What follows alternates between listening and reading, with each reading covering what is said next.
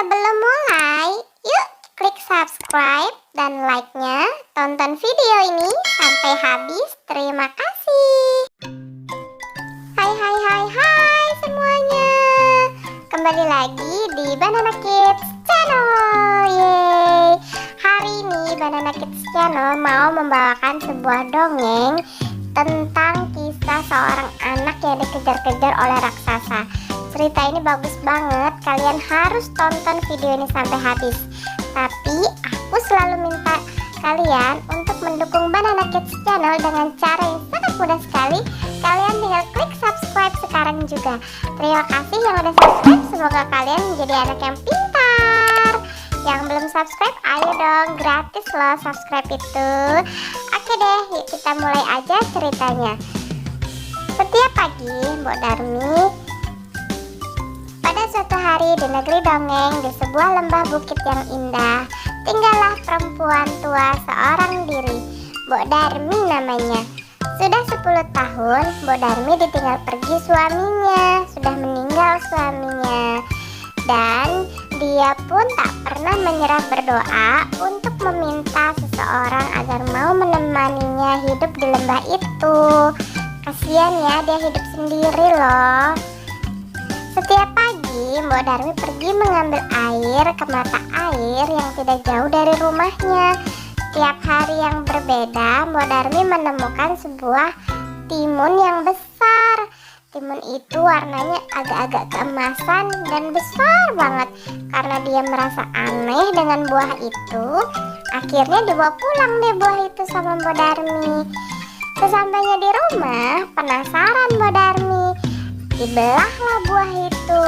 Kaget dia, ternyata ada seorang bayi di dalam buah itu. Bayinya cantik, dia perempuan, mungil, bersih. Cantik deh kayak kalian, ya kan? Lalu Mbok Darmi pun percaya bahwa ini adalah jawaban doanya sudah dikabulkan. Mbok Darmi pun bahagia loh. Setiap hari, Mbok Darmi merawat anak itu dengan penuh kasih sayang. Mbok Darmi kasih nama anak itu adalah Gadis yang Cantik. Suatu hari, gadis ini sedang bermain-main di taman dekat rumahnya sambil mengejar-ngejar tupai. Tanpa disadari, gadis ini berlari sampai masuk ke hutan. Dan kalian lihat nggak, ada sepasang mata besar yang mengawasi gadis itu masuk ke hutan. Mengerikan ya, mata siapa tuh? Mbok Darmi pun khawatir karena udah sore, kok si gadis nggak pulang-pulang? Kemana dia pergi? Mbok Darmi pun mencari sampai masuk ke hutan.